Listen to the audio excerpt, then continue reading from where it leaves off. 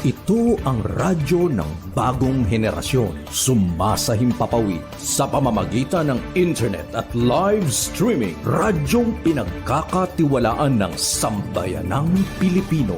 Mula noon hanggang ngayon, maghahatid ng pinakasariwang mga balita sa loob at labas ng bansa. Tatalakayin ng mga isyu ng bayan. Magbibigay ng public service at makikipagkwentuhan sa mga sikat.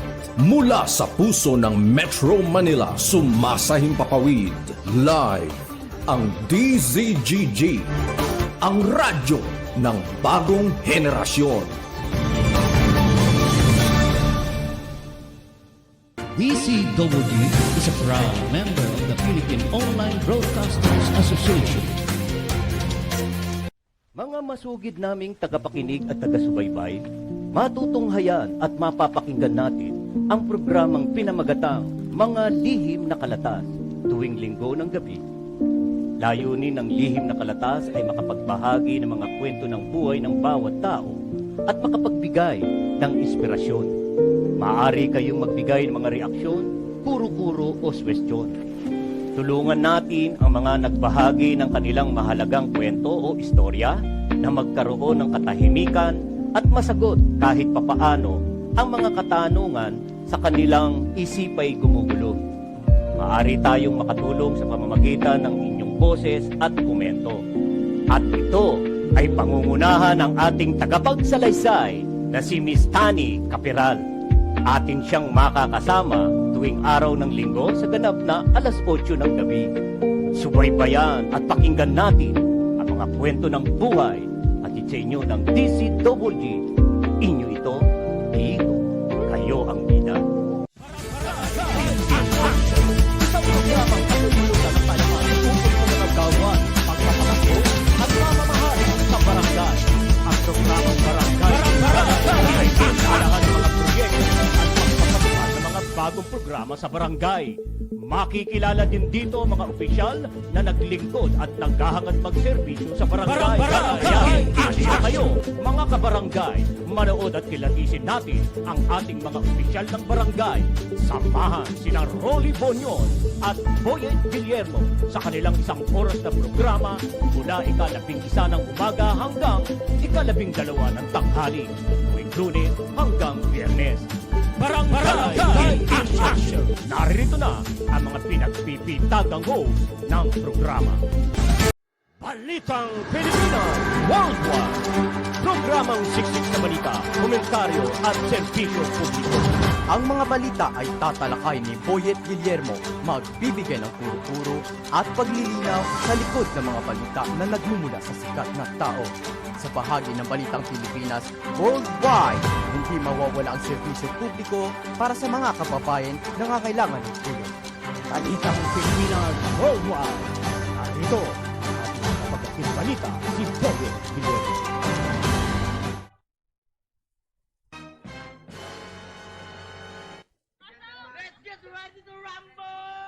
Yes! Oo! Narito na naman po mga kaibigan ang ating pong isa na naman pong edisyon ng Balitang Pilipinas Worldwide. Magandang hapon po sa inyong lahat, Luzon, Visayas at Mindanao. At sa iba't ibang dako po ng mundo na naaabot po ng Balitang Pilipinas Worldwide. Muli po, ako po ay nag-aanyaya po sa inyo sa loob po ng isang oras nating balitaan at pagtalakay sa likod ng mga balita. At syempre, hindi po mawawala ang serbisyo publiko. Ano ho yan? Ha? Una sa lahat, ang ating pong medical mission. Meron ho tayong medical mission na kung saan namamahagi po tayo ng gamot sa mga taong nakakalimot. Alam niyo ho ninyo yan, ano? Ha? Gamot, paalala sa mga taong nakakalimot. Oo, ha? Aha. Ayan, araw po tayo ng Lunes na naman po, ano? Lunes, unang araw ng linggong ito. Yan, December 11, 2023. Ay, nako naman po talaga naman, ano? Ilang tulog na lang talaga naman pong hindi na mapigilan ang pagsapit po ng Kapaskuhan. At kayo po ba'y handang-handa na? At ang mga regalo ng ating mga inaanak, nakabalot na ba? Kumpleto na ba? Ang mga listahan ay na-checkan na ba kung sino meron, kung sino pa ang wala? O, ganyan no tayo, no? Nililista ang ating mga inaanak. Parang sa gayon ay walang makaligtaan, walang hindi mabigyan. Lahat ay maligaya. Ayan, sapagkat yan lamang po talaga ang kaligayahan ng mga bata kapag sasapit ng ganitong panahon, pagsasapit ang Pasko. Regalo, regalo, aginaldo, aginaldo. Okay. Aba, siyempre, yung ating mga kababayan dyan sa labas ng ating bansa, yan, kamusta po kayo? Nakapagpadala na ba? Oo. Nakapagpadala na ba? At nakumpleto na ang mga sapatos at damit ng inyong mga anak. Oo, original ho ba ang sapatos na ipinadala? Yun, masaya. Masaya kapag ganun, Pero yung mga kababayan natin sa likod po ng ating sa pagdiriwang natin ito, sa paghahanda natin ng Kapaskuhan, meron ho tayong mga kababayan na OFW na hindi nakakapaghanda. Oo. At hindi rin nakakapagpadala sapagkat meron ho tayo mga kababayan na nakaratay ho sa banig ng karamdaman ng mga nasa ospital at may problema sa kanilang employer. Ayun ang nakakalungkot. Kaya tayo po ay sila ay ating pong ipagdasal. Ipanalangin po natin sila na sila ay mapabuti. Mapabuti at makaligtas kung ano man po ang kinakaharap nilang problema sa mga oras na ito. Yan lamang po ang ating maitutulong sa kanila. At alam nyo bakit ko nasasabi to sapagkat nakakapag-monitor po ako sa mga grupo po ng OFW advocator, yung mga welfare officer, at the same time magkakaugnay ho sila ng agency na kung saan ay sila-sila na rin ho. Sila-sila na rin ho ang nagbibigay ng solusyon doon sa mga OFW na kanilang pinaalis. Ang mga welfare officer ho ang tumutulong kung nasaan ang OFW. Kung yan ay nakaratay sa ospital, ini-interview, inaalam ang problema at naipararating naman ho sa mga agency na kanilang hong pinanggalingan. Ganyan ho ngayon ang tulungan. Kaya ang ating din hong pamahalaan nababawasan ho. Nababawasan ang kanilang trabaho nang dahil po sa pagtutulungan po ng mga welfare officer, OFW advocator at ang recruitment agencies. Kung natatandaan ho ninyo, nagkaroon tayo ng panayam sa isang may-ari ho ng recruitment agency. Kaya alam ho natin, nakakuha tayo sa kanila ng mga impormasyon kung ano yung kanilang ginagawa sa mga OFW na kanilang pinaalis. At doon nabatid natin na sila ho ay hindi naman ho nagpapabaya. Kung anuman ang tulong na kailangan ng OFW ay agad silang kumikilos. Agad ho nilang binibigyan ng katugunan ang pangangailangan ng ating OFW. Ano ho? Iba't iba ho yan. Oo, ayuda, tulong at mga sa pamilya. Ganyan ho ang kanila hong ginagawa. Ano ho? Bukod pa dyan, ay ang ating OFW ay nakakatanggap din ng tulong sa ating pamahalaan. At yan ay kapag naiparating din po, kaya't mas mabilis na natutugunan ang problema sapagkat nagkakatulong-tulong. Ano ho? Ayan. At bati na mo agad ho tayo no, sa ating mga viewers. Si Paring Crispin Lambayan, ayan. Bumabati siya ng magandang hapon sa DCWG at sa akin. Yan. At syempre, Paring Crispin, sa lahat din ng mga viewers. Ha?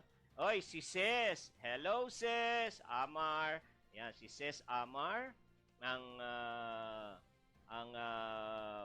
beautiful friend ng aking una kaiha. Andrea Porte. Yan, si Andrea Porte ang aking kasamahan sa akin. Dati si Andre ang kaibigan natin yan, kaibigan natin sa grupo ng La Suerte.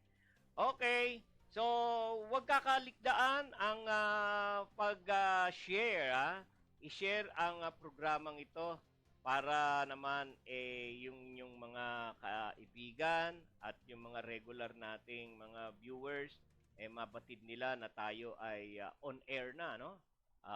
Nagsisimula na ang ating programa. Para sila ay ma-update natin. Oo, kung ano man yung mga kaganapan. Oo, sa ating paligid, no? Sa ating bansa. Ayun, ang aking apo, ang aking apo na si Noni. Yan, Noni. Hello. Ba't si Kuya hindi pa nakasilip, Noni? Ayan, si Noni Guillermo. Okay, Yoso. Ayan. Share ho sa ating programa. At syempre, like. Like and share. Ayan. Alright, so, nakakalungkot na masaya, no, ang ating panahon. Ano ho? Eto, masaya dahil papalapit na ang Pasko. Ano ho? Nakakalungkot habang papalapit ang Pasko, tumitindi po yung ginagawa hong panghaharas sa atin ng panghaharas ho ng mga barko ho, Chinese militia, no? Diyan sa West Philippine Sea. Eto kanina lang ngayong araw hong ito. Yung ating pong barko na nagngangalang Unisa May 1. Magsasagawa ito ng resupply. Meron ho silang resupply mission sa Ayungin Shoal, ano ho? Abaho, at tingnan nyo ho talaga, inaharang ho talaga ng Chinese militia. Chinese vessel, hinaharang na kung saan ay talagang ayaw hong patawirin, ayaw makarating doon sa Sierra Madre, BRP Sierra Madre natin na nagbabantay po sa ating lugar na yon, ang masakit po nito, andoon po ang ating chief ng AFP na si General Romeo Browner. Nung habang binobomba ng tubig. Abay, sunod-sunod na ho. Kamakailan lang nung Sabado, ganun din. December 9. Abay, ganun din po yung ating naman pong Bureau of Fishery, no, yung mga barko po ng ating Bureau of Fishery and Aquatic Resources, ganun din po ang ginawa. Ay, siyempre, ano ho, tayo ay ang ginawa ng ating mga otoridad, ating opisyal ng ating pamahalaan ay magpigil muna. Ano ho? Hindi ho nagpadala sa galit. Ano ho? At yun ho ay pinalagpas po muna. Subalit, siyempre, pinahupa lang ho nila ang kanilang mga damdamin sa kabila ng sila ay mga galit dahil nga sa pangyayaring iyon. Dahil sa sobra na hong panghaharas na ginagawa ng China sa ating mga otoridad, sa ating mga mangingisda sa dakong iyan. Ano? At sa kabila naman ho niyan, oo, siyempre, tayo ho, dinadaan ho naman ng ating pamahalaan sa legal na proseso. Kung kaya, nung sa insidenteng ho yan, ayun ho, naghain ho uli tayo ng protesta o ng protest. Oho. Sa ginawa po ng Chinese militia na ho na yan. At naiparating po sa ambasador ng Beijing, ano ho, yung ating po ambasador sa Beijing naiparating po sa China ang ating pong protesta. Yan ho ay kinumpirma naman po ng DFA. Ano ho? Naiparating ho natin ang protesta. Yun lang po naman muna ho ang ating magagawa.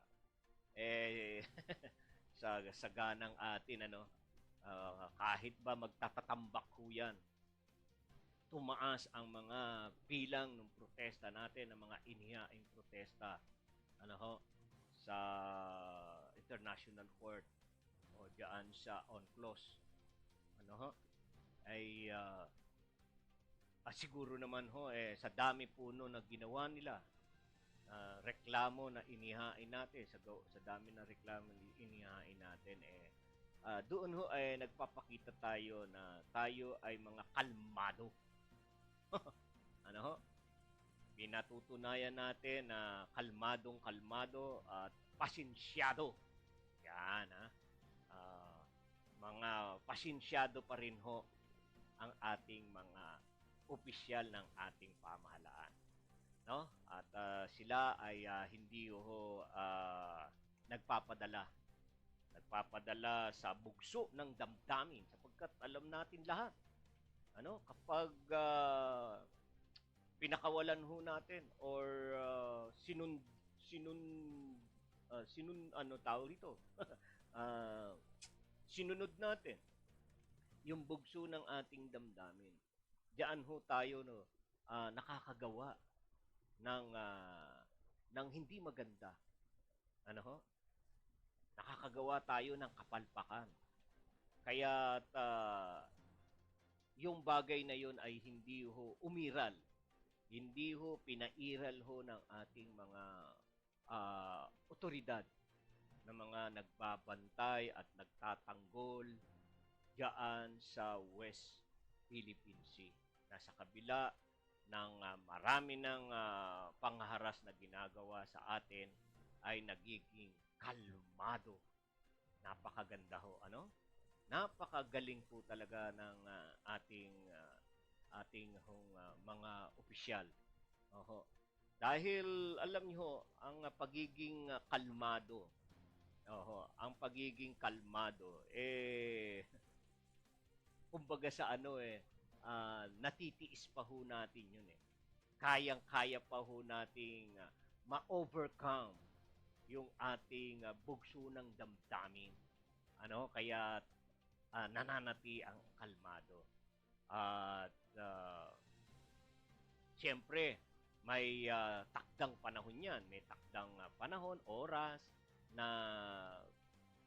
bago lumabas, bago natin pairalin yung bugso ng damdamin, nagawa na natin o naihanda na natin ang mga bagay-bagay, no? Napag-aralan na natin ang mga bagay-bagay para sa pagpapakawala ng ating bugso ng damdamin, planchado na kumbaga. Preparado tayo. Preparado na tayo. At sapagkat doon magtatagumpay ang isang hangarin natin. Di ba? Yan. Diyan tayo magtatagumpay kapag napaghandaan natin bago tayo gumawa ng isang hakbang. Di ba? Para hindi ho natin hindi ho natin pagsisisihan sa bandang huli. Mhm. Wag ho nating sabihin na tayo ay mga duwag. Hindi ho tayo duwag. At subok na ho ang mga Pilipino. Aha. Ginagamit lamang po ng ating mga opisyal ang kanilang katalinuhan. Aha. Sapagkat kinakailangan sa isang bagay, ay ginagamitan ng talino ang pagsasagawa, ang pag-uumpisa ng aksyon. Pagsusulong ng isang aksyon, hindi ho basta-basta yan na sige, sugod. Hindi ganun. Kahit sa mga maliliit na bagay, subok na ang mga Pilipino. Bago, for example, di ba, bago ka pumasok sa isang negosyo, ang lahat ng bagay na kinakailangan mong matutunan ay dapat mong malaman. Di ba? Para sa paghahanda, para sa pagsisimula. Sa pagsisimula ng pagtatayo mo ng negosyo, ay alam mo na hindi ito agad-agad babagsak. Di ba? Pinag-aaralan, kumbaga, bago umpisahan na pasukin ang isang. Yan ho ang ating punto dito sa ating mga opisyal ng ating pamahalaan, sa mga ating kasundaluhan, kaugnay dyan sa panghaharas na ginagawa ng China sa ating mga mangingisda, sa mga barko na nagsasagawa ng resupply. Resupply mission diyan sa BRP Sierra Madre para sa ating mga sundalong nakabantay doon. Nakabantay. Yun ho, talagang sasapitin ho talaga natin mismo na yung ating AFP Chief of Staff. Ang AFP Chief of Staff natin na si General Romeo Browner, imagine, nakaranas na hindi siguro alam. Hindi alam na andun ang ating AFP Chief of Staff. AFP Chief, na si General Romeo Browner na nandun sa Unisa May vessel ng barko ng ating barko natin, ng ating sundalo. Kahit sa kabila ng nagagalit siya, tingnan nyo, hindi ho naging marahas. Basta parang sa tingin ko lang ho talagang binubuli lang ho talaga tayo para sa atin magsimula ganun ho ang sa basa ko sa ginagawa po ng China sa atin. Binubuli tayo na kung saan ay naubos ang ating pasensya at sinimulan na natin gumante, doon baka tayo ho ay mabaligtad na sabihin nila sa atin nagsimula. Di po ba? Oh, natatandaan ho ninyo yung mga taktika nila na kung saan ay nagpapalutang sila ng pangalan na naipangako na daw sa kanila na yung ating BRP Sierra Madre na nagbabantay dyan sa West Philippine Sea, naipangako na daw yan ay tatanggalin. Tingnan nyo. At doon, medyo muntikan na nagsisisihan ang ating mga opisyal. Hindi po ba? Natatandaan nyo ba yan? Oh. Naungkat kay dating presidente Era. Oh. Tingnan nyo, para tayo yung pinag-aaway-away. Isang taktika. Tandaan nyo yan? Isang taktika na yan. Oh, hindi ho tayo nadala dyan sa mga taktikang-taktika niyan dahil mas magagaling ho na umunawa ang ating mga kasandaluhan na yung mga taktik-taktik na ho na yan alam na alam po yan. Ayan, at batiin din natin, si Matet. Hello Matet, Tomas, ang aking pamangkin nanonood. At siyempre, ayan, si Dory San Pedro. Hello, musta na kayo? Lahat, viewer, God bless po sa inyong lahat. Si Deli Concepcion po yun. So, Tet, Dory, huwag kakalikdaan na i-share ang programang ito para ang iba pa nating mga kasamahan ay ay makapanood. Okay, so tuloy po tayo. Sa tingin din ho natin sa pangyayaring ito nung naiparating na sa Beijing, sa China ang ating mga protesta at sa kaugnay ng protestang yan tila baga na posible ho yung posible pong pabalikin sa China yung ambasador nila dito. Dahil sa tingin natin sa kabila ng nagkakausap doon po sa APEC Summit ang ating Pangulong Bongbong Marcos at ang presidente ho ng China na si Xi Jinping, nagkaroon sila ng agreement na hindi masisira ang kanilang relasyon, hindi masisira ang relasyon ng dalawang bansa nang dahil lamang sa mga nangyayari doon. Bakit ba gano'n? Paano ba yun? Parang yung hirap unawain. Hindi masisira ang relasyon ng dalawang bansa na nang dahil lamang sa mga pero di ba sa tingin ho nga natin binubuli ka na nga binubuli ka. Hindi ba po pwede na or ano ba nagbibigay ba siya ng utos sa kanyang mga tauhan, sa kanyang mga sundalo? Bakit hindi nyo itigil na yan? Itigil na yung ginagawa ninyo. Hindi ho natin maintindihan na kakasama ho ang ating Pangulo at ang presidente ho nila. Pagkatapos, kung tatandaan ho ninyo, di ba? Doon din ho nung araw na yon, nung APEC Summit, doon na rin ho binomba rin ho yung mga mangingisda. Tinataboy ho sila. Di po ba? Napakahirap unawain ang pag-uugali. Di ho ba? Di ba? Ang hirap magulo, kumbaga. Magulo ang pag-iisip kung ano ang iisipin natin Pero tingnan nyo, kahit ganun pa man,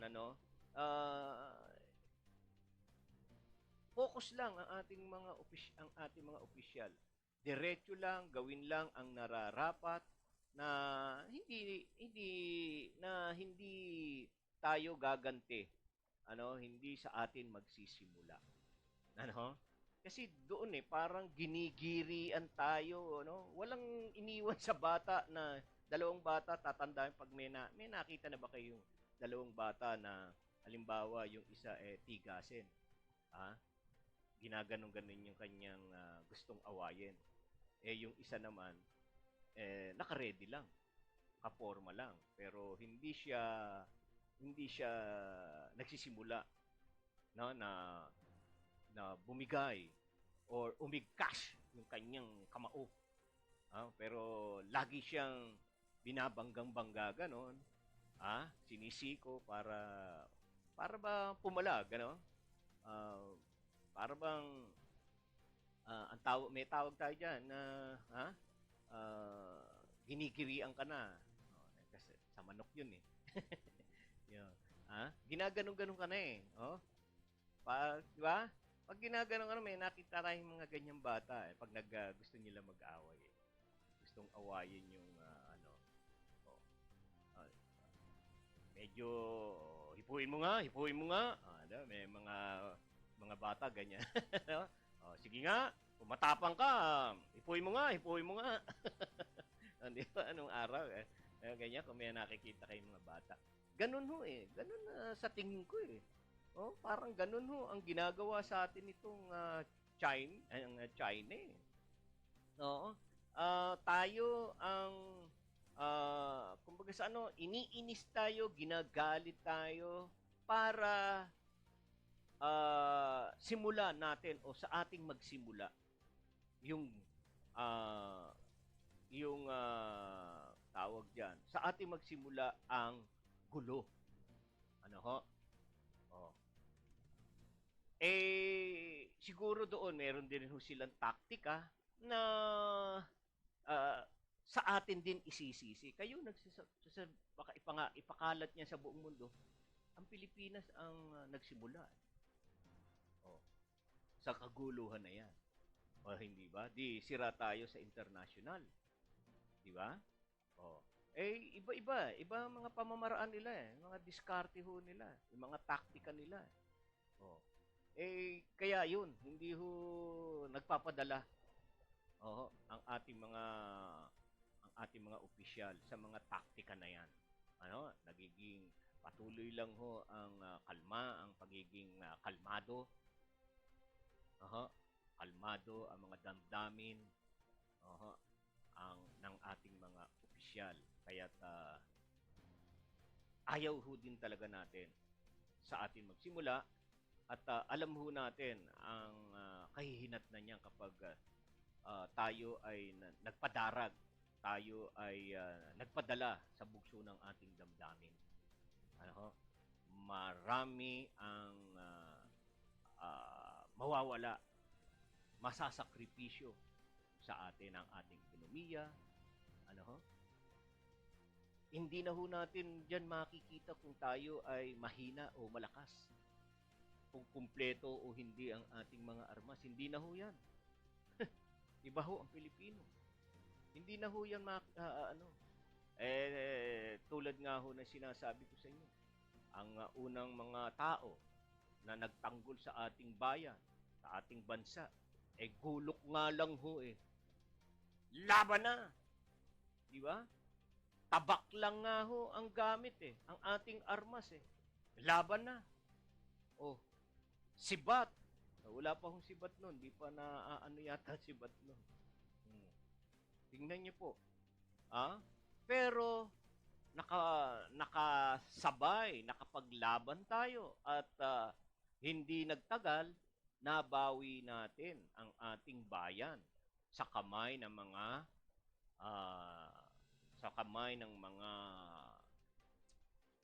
nanlupig.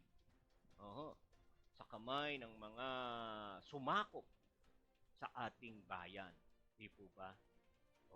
Kaya masasabi pa rin ho natin, mapapayo pa rin ho natin, tuloy lang po ninyo lang yung ganyan sa ating mga kasundaluhan. Tawag ho dyan, panatilihin lamang po na kalmado. Ang inyong mga kalooban. Panatilihin lang ho ang mahabang pasyensya. mahabang pasensya. At tayo ho, tsak yun. Hindi ho tayo pababayaan ng ating Panginoon. Ang isang tao na ginagamit niya ang kababaang loob, siya ho ay pinagpapala ng ating Panginoon.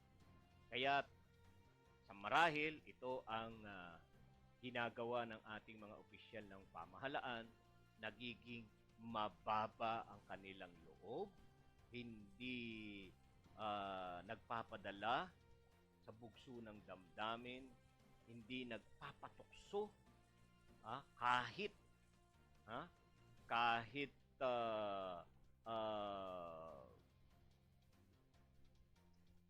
ginagawa na ng karahasan, ginagawa na ng pang-aapi. Ano ho? Kaya panatiliin lang po natin 'yan.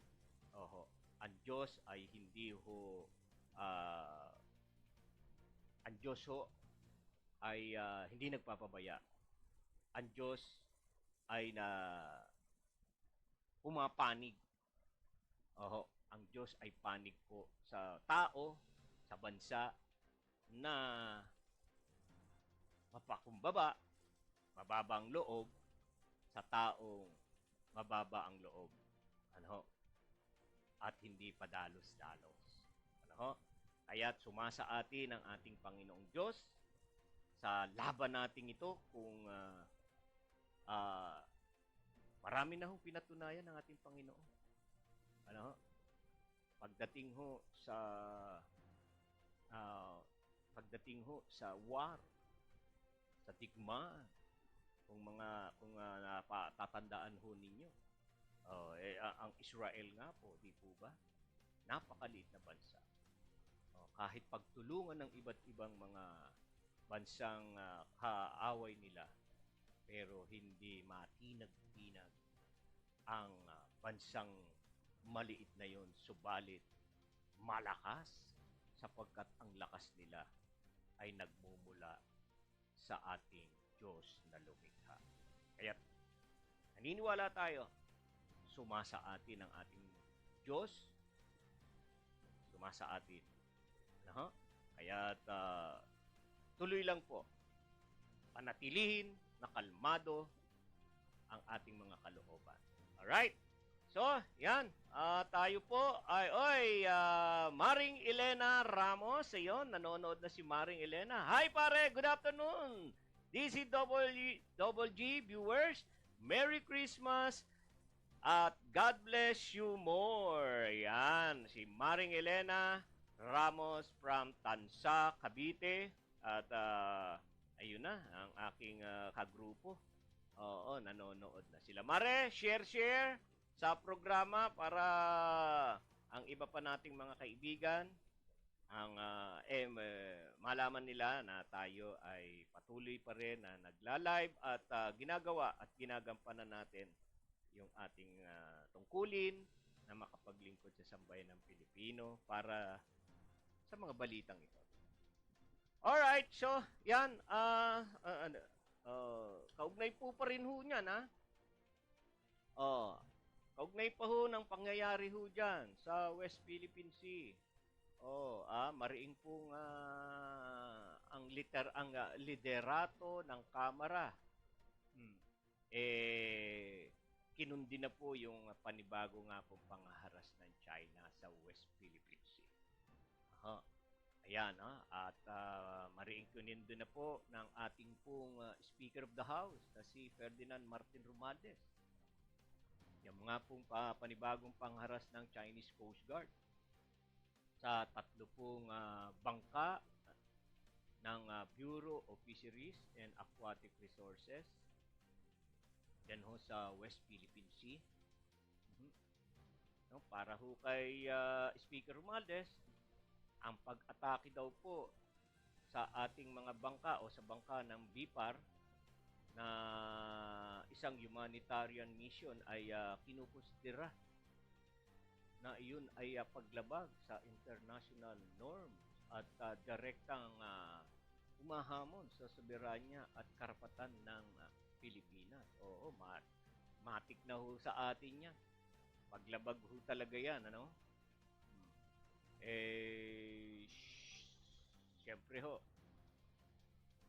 hindi na ho talaga natitinag ang China no? Alam na ho naman nila yun na labag, pero sila ay muli patuloy lang ho na ginagawa ang yung mga paglabag na yan. At sa tingin ho nila, tayo pa nga ho ang nang-aagaw pa. Oo. Ano?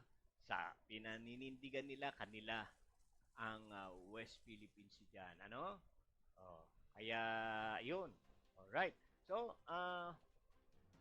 pinapaalala po ni Romualdez sa international community ang Baho de Masinloc ay nasa loob po ng ating 370 kilometrong Exclusive Economic Zone or EEZ. Yan ho ay nakapaloob po yan sa Pilipinas. At base ho yan sa 2016 arbitrary ruling na kamakailan lang ho, yung kamakailan ho ay inilabas. Kahit sabihin pa rin ho natin ho yan, ano, ang China ay talagang hindi ho yan pinapansin. Kaya sa pangyayari niyan, dismayado po si Speaker Romualdez sa ginawa pong pagtutol ng China sa House Resolution 1494 na pinagtibay ng House of Representatives na tumutuligsa sa illegal na aksyon nila sa WPS. Nabanggit po na resolusyon, nakapaloob din ang panghihikayat ng Kamara sa gobyerno na ipagpatuloy ang ginagawa nitong pagdepensa sa teritoryo ng bansa at pagdiit sa nasundin yung pong 2016 arbitrarial ruling. Yan ho yung ating talagang matibay at malakas na sandata. Yan lamang po. Ano ho? Yan din po ang sandatang ginagamit ng ating pamahalaan.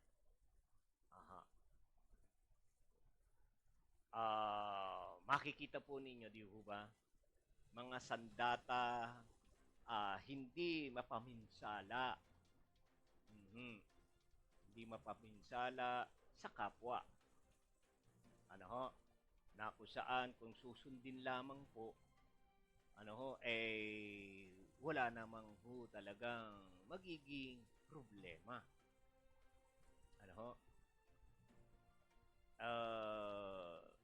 Nagsalita na nga po nagsalita na nga po. Naglabas ng desisyon. Yun lang po talaga, hindi natin maunawaan kung bakit. Kung bakit hindi maintindihan, hindi tanggapin ng China itong arbitrary ruling na ito. Sa kabila na ay kasama ang China at ang Pilipinas na lumagda yan ho sa tinatawag na United Nations yung UNCLOS, United Nations Convention Law of the Sea. Yan yung UNCLOS po. Sana sa pagmamatigas ng China, ipagtirik natin sila ng kandila sa Baclaran at sa Quiapo. Yan lamang po ang ating magagawa. Basta gawin muna natin ang ating mga pananampalataya, gamitin muna natin ang ating pananampalataya sa Diyos. Hayaan natin ang ating Panginoon ang kumilos kung ano ang itidikta niya sa mga Pilipino, yun ang ating gawin. At saka tayo kumilos. Sapagkat dikta ng ating Panginoon yun. Kapag nagmula sa ating Panginoon, ay tama ang ating gagawin. At tayo'y magtatagumpay. Aha. Right? So, ayan. Sige po. At tayo po'y nakasapat na po sa ating pagtalakay sa likod ng ating mga issue sa ating bayan. At tayo po ay dadako na sa ating pong ikalawang yugto ng ating programa. Eto na! Ano ba to? Bakit ang labo ng aking mata? Ang ating pong mga ulo ng balita!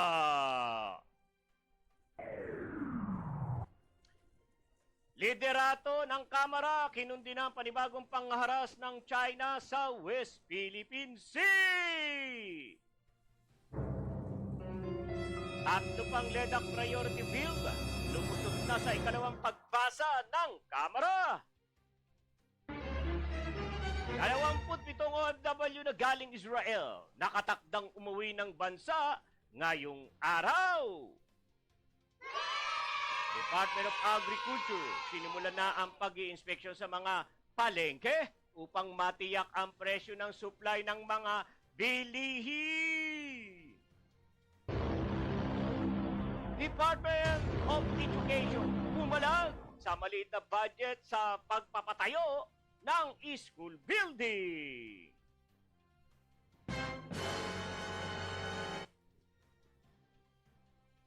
PBOX nagtala ng 6,000 aftershock kaugnay ng magnitude 7.4 na lindol sa Surigao del Sur. Mahigit 176,000 pamilya apektado sa mga lindol sa Surigao del Sur.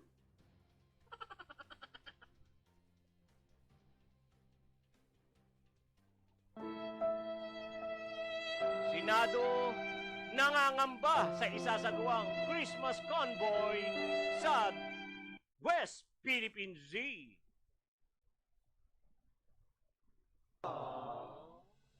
Senate President Zubiri ipinanawagan ang pagpapatalsik ng ambasador ng China sa Pilipinas.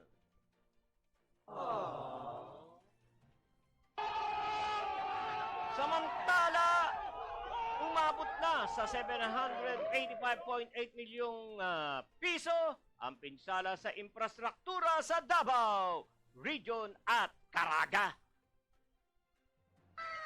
Mahigit piso rollback sa presyo ng mga produktong petrolyo nakaamba ngayong linggo.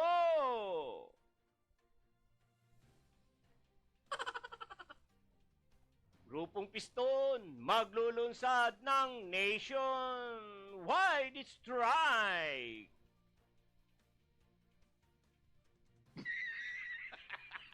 Doses-dose ng Hamas fighters naglitawan sa tunnel matapos padaluyuan ng tubig dagat.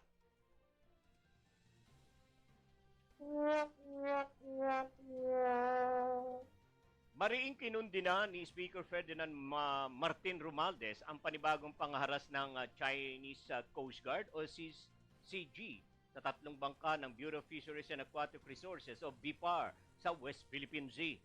Para kay sa Speaker Romualdez na ang pag-atake sa mga bangka ng BIFAR na nasa isang humanitarian mission ay kinukonsiderang paglabag sa international norms at direktang humahamon sa soberanya at karapatan ng Pilipinas.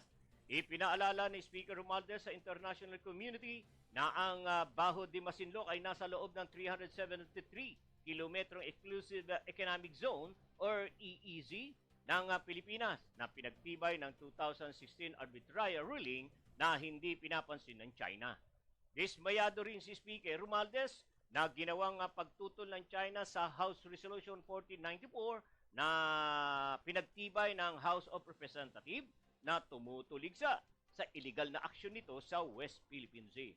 Sa nabanggit na resolusyon ay nakapaloob din ang panghikayat ng Kamara sa gobyerno na ipagpatuloy ang ginagawa nitong pagdepensa sa teritoryo ng bansa at paggiit na sundin ang 2016 arbitrary ruling.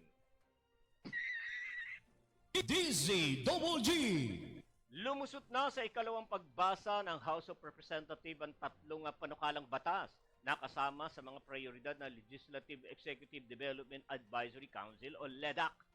Kabilang dito ang House Bill 9648 o panukalang New Government Procurement Act, House Bill 9663 o ang panukalang National Water Resource Act na kabilang din sa mga prioridad na isinusulong ni Pangulong Ferdinand Bongbong Marcos Jr. sa kanyang 2023 State of the Nation Address sa SONA at ang House Bill 9673 o ang panukalang Philippine Cooperative Code of 2023. Ang iba pang panukalang batas na pinaprubahan sa ikalawang pagbasa ay ang panukalang Bulacan Airport City Special Economic Zone and Free Port Act.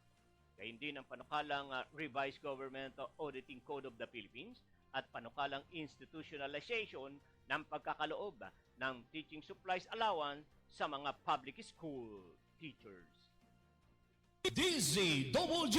Nakatakdang umuwi ngayong araw ang nasa 24 na overseas Filipino workers o OFW mula sa Israel. Ayon sa Department of Migrant Workers o DMW, ito na ang ika-11 batch ng mga OFW na umuwi sa bansa mula sa Israel, kung saan ang 25 sa mga ito ay caregivers at 2 ay hotel workers. Lalapag sakay ng Etihad Airway flight EY424 sa Ninoy Aquino International Airport o NAIA Terminal 3 sa Pasay City ang mga OFW dakong alas 3 Gs ngayong hapon. Nakahanda naman na ang tulong mula sa pamahalaan para pa rin sa mga Pinoy na uuwi dahil pa rin sa pagpapatuloy ng gyera sa Israel. DZGG. Sinimulan na ng Department of Agriculture ang paggalugad sa mga palengke upang masiguro na tama ang presyo at sapat ang supply ng mga agricultural products sa mga pamilihan. Ito ay nasa pangunguna ni DA Undersecretary for Operation Roger Navarro. Sa kanilang pag-iinspeksyon, sinabi ni Navarro na sapat naman ang supply ng karne, poultry products at gulay at isda. Dagdag paan niya na makikipag-usap siya sa ibang ahensya ng gobyerno tulad ng National Price Coordinating Council para matiyak ang presyo ng mga bilihin kung saan mananatiling stable at hindi bababa ng mga imported products sa mga pamilihan upang hindi maapektuhan ang hanap buhay ng ating mga magsasaka. DZGG. Bumalag ang Department of Education o DepEd sa maliit na budget sa sektor ng edukasyon partikular sa pagpapatayo ng mga school buildings. Ayon kay DepEd Undersecretary Epimaco Densing III, Undersecretary in charge ng School Infrastructure and Facilities, umaasa umano ang departamento na makahingi ng dagdag na budget lalo na para sa pagsasaayos ng mga eskwelahan na nasira ng mga nangyaring lindol at pagbaha. Tugon nito ng opisyal ng matanong ng local media hinggil sa kung ano ang plano ng departamento sa mga school building na naapektuhan ng malakas na lindol.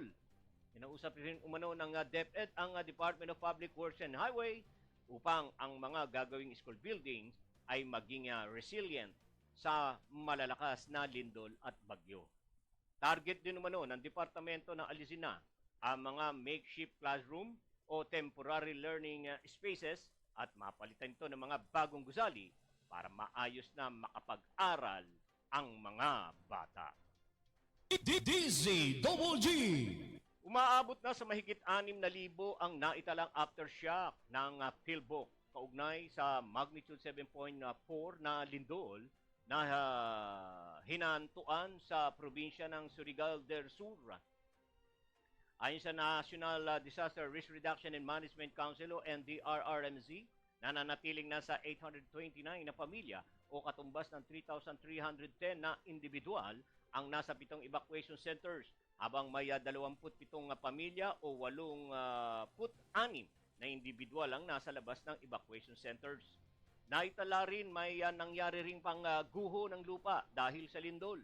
Kaugnay nito, nasa 12 ang kumpirmadong nasaktan habang nasa 3 naman ang napaulat na namatay. Nauna rito tumama ang magnitude 7.4 na lindol dito noong Disyembre 2 at sinundan ng magnitude 6.8 sa Kagwait sa naturang probinsya noong Disyembre 4. DZGG. Umakyat na sa 176,680 na pamilya ang naapektuhan ng 7.4 magnitude na lindol na tumama sa probinsya ng Surigao del Sur. Ayon sa National Disaster Risk Reduction and Management Council o NDRRMC, ang naturang bilang ay katumbas ng 705,774 individual sa 382 barangay sa Northern Mindanao, Davao Region at Caraga. Sa bilang na ito, 726 na pamilya o 2,908 katao ang tinutulungan sa loob ng 5 evacuation centers, habang 23 pamilya pa ang tinutulungan sa labas. Nauna nang sinabi ng Office of the Civil Defense na kabilang sa mga apektadong pamilya ang mga displaced at mga hindi nangangailangan ng paglipat o ang pagpapalis sa kanilang tirahan. May kabuang 5,635 na bahay ang naiulat na nasira sa 3 rehiyon. DZGG. Alright, tatanggap tayo ng buwan naman ng pagulat mula sa labas ng ating piling Pangulong Bongbong Marcos na nindigan na ipagtatanggol ng Pilipinas ang sovereign right sa West Philippine Sea. DZGG. Patrol Report. Si Danner Jr. ang may bit-bit ng balita. Sige nga, Danner, sa detalye. Kasamang Boyet, sinabi ni Pangulong Ferdinand Marcos Jr. na ang agresibong aksyon ng China laban sa mga barkong Pilipino ay lalong nagpatibay sa determinasyon ng bansa na ipagtanggol at protektahan ang jurisdiksyon ng bansa sa West Philippine Sea. Reaksyon ito ng Pangulo sa panibagong harassment ng China Coast Guard at Chinese Maritime Militia makaraang bombahin ng water cannon ang bangka ng Pilipinas at ang kanilang mga escort na nasa regular na rotation and resupply mission sa BRB Sierra Madre sa Ayungin Shoal. Muli niyang iginiit na ang Ayungin Shoal ay nasa loob ng exclusive economic zone ng bansa at anumang dayuhang pag-angkin ng soberanya dito ay walang basihan at ganap na salungat sa international na batas. Nagpasalamat din si Marcos sa sandatahang lakas ng bansa at itiniyak na sa kanila ang patuloy na suporta ng gobyerno. Ako si Danner Jr. nag-uulat para sa DZGG. Inyo ito, dito kayo ang bida. Alright, maraming salamat, Danner Jr. Inamin ni Senate President Juan Miguel Zubiri na nababahala siya sa posibleng mangyari sa gagawing Christmas convoy ngayong linggo sa West Philippine Sea o WPS. Kaugnay pa rin to sa dalawang magkasunod na panibagong pangharas ng Chinese Coast Guard sa mga tropa ng Pilipinas na nasa gitna ng isang humanitarian mission sa Scarborough Shoal at resupply mission sa Ayungin Shoal nitong Sabado at Linggo. Ayon kay Zubiri, lubhang nakakabahala ang maaaring mangyari at sa kaligtasan ng volunteers na gagawing Christmas convoy, lalo't ginagawang habit ng China ang pambubuli sa mga Pilipino sa West Philippine Sea. Nananawagan naman si Special Committee on the Philippine Maritime and Admiralty Zone Chairman, Senator Francis Tolentino, sa international community na manatili ang pagkakaisa laban sa harassment ng China.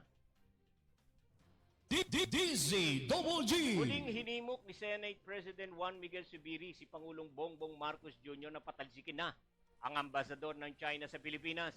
Ang apela ng senador ay kaugnay na rin sa dalawang magkasunod na panibagong water canoeing incident ng China Coast Guard sa ating mga barko na nasa gitna ng regular na rotation and resupply mission sa Ayungin Shoal at ang humanitarian mission naman sa ating mga mangingisda sa Scarborough Shoal.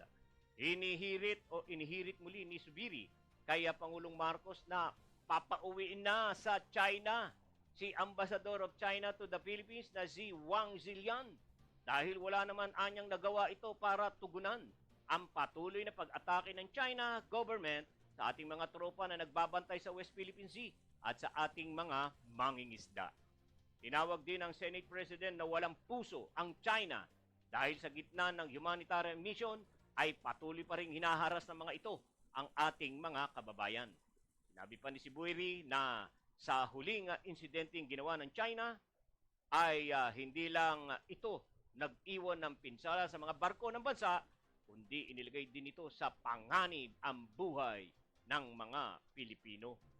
DZGG. Halos 60 bilanggo sa Manila City Jail tinamaan ng sakit na tuberculosis. Mabot na sa 60 person deprived of liberty o PDL ang tinamaan ng tuberculosis sa Manila City Jail.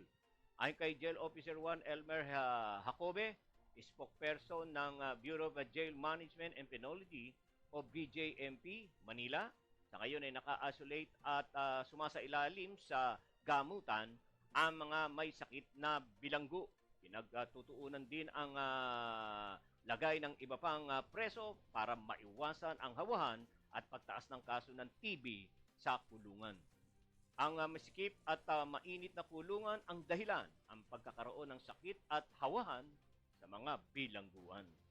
DZGG. Inaasahang mahigit piso ang posibleng rollback sa presyo ng petrolyo ngayong linggo.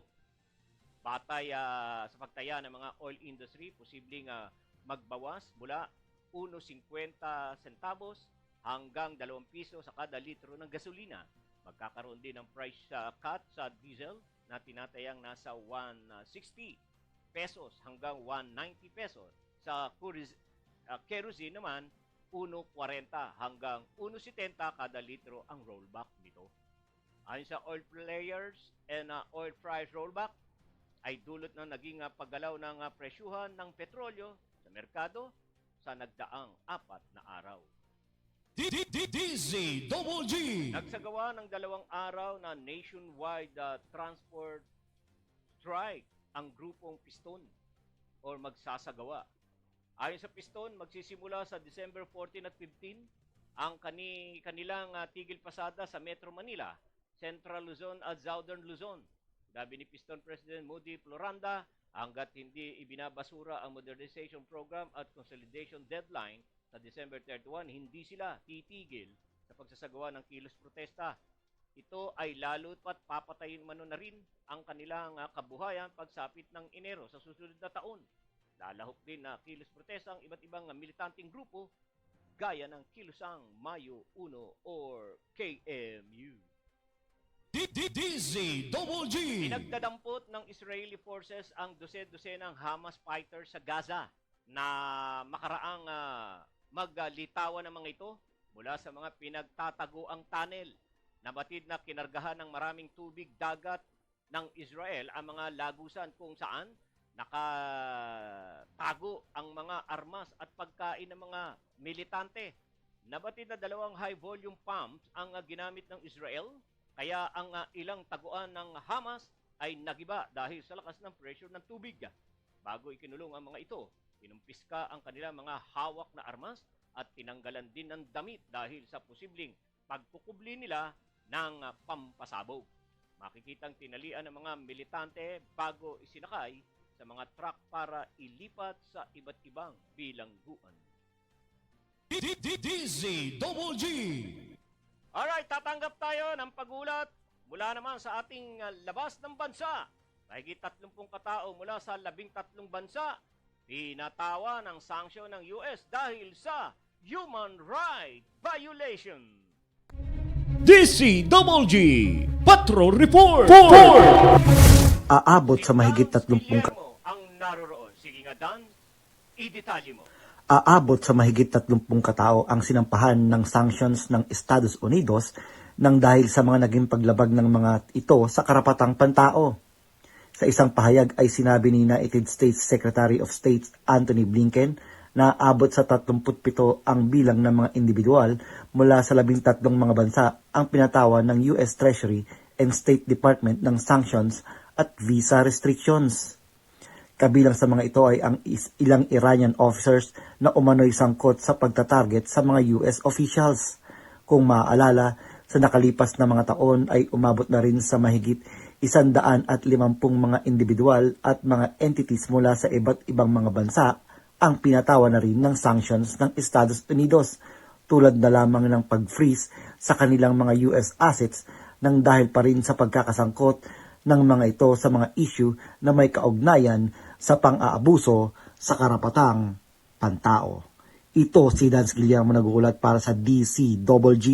Inyo ito, dito, kayo ang bida. Alright, maraming salamat, Dan Franz Guillermo. Okay, dyan po nagwawakas po mga kaibigan, mga viewers, mga minamahal po namin taga-subaybay, ang ating pong balitaan ngayong pong araw na ito. Mga balitang nakalap po ng bulwagang balitaan ng DCWG Broadcasting Studio. Right? So, wala na po tayong oras at tayo po ay wala na po tayong magawa kundi magsara ng ating tabing ng ating palatuntunan. Kaya ako po ay lubos nagpapasalamat po sa inyo na kayo po ay aking nakasama sa loob po ng isang oras ng ating programa. Maraming salamat po sa inyong lahat.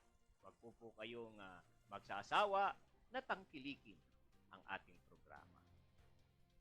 Sa ngalan po ng aming news director, Jun Hariol, sa technical side, G. Laureño at Paul Destura. Ako naman po si Boyd Guillermo. Pansamantala pong teka muna, bakit ba naandun na agad ako? Wala pa akong pasalamat eh. Oy, huwag natin kakalimutan na tayo magpapasalamat sa ating pong may kapal. Sapagkat ang ating pong may kapal ang siyang gumagabay sa ating lahat. Yan. Kaya Lord, salamat po sa inyong patnubay, gabay, pag-iingat, proteksyon. Yan, sa aming lahat. At syempre sa DCWG Broadcasting Studio, maraming salamat po. At sa pagtitiwala, Lord, na pinagkaloob niyo po sa akin para po ako makapaglingkod sa sambayan ng Pilipino, sa pamagitan po nitong paghatid po ng sariwang balita, impormasyon at serbisyo. Lord, maraming salamat. Yan. Okay, yan. Sa ngalan ng aming news director, Jun Ariol, sa technical side, G. Laureño at John Paul Desturo. Ako naman po si Boyd Guillermo, nagpapaalam at pansamantala nagpapaalam at nag-aanyaya. Bukas po muli sa ganitong oras, alas 5 hanggang alas 6, magkapanooran at magkadinigan. Yan. Alright? 14 na araw na lang po. Yan. Pasko na!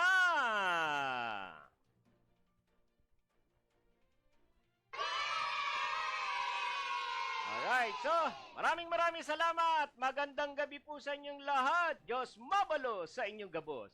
Ang DCWG, inyo ito. Dito, kayo ang bida. Ito ang radyo ng bagong henerasyon. Sumasahimpapawid sa pamamagitan ng internet at live streaming. Radyong pinagkakatiwalaan ng sambayanang Pilipino. Mula noon hanggang ngayon, maghahatid ng pinakasariwang mga balita sa loob at labas ng bansa. Tatalakayin ng mga isyu ng bayan. Magbibigay ng public service at makikipagkwentuhan sa mga sikat. Mula sa puso ng Metro Manila, sumasahimpapawid live ang DZGG, ang radyo ng bagong henerasyon. DCWG is a proud member of the Philippine Online Broadcasters Association.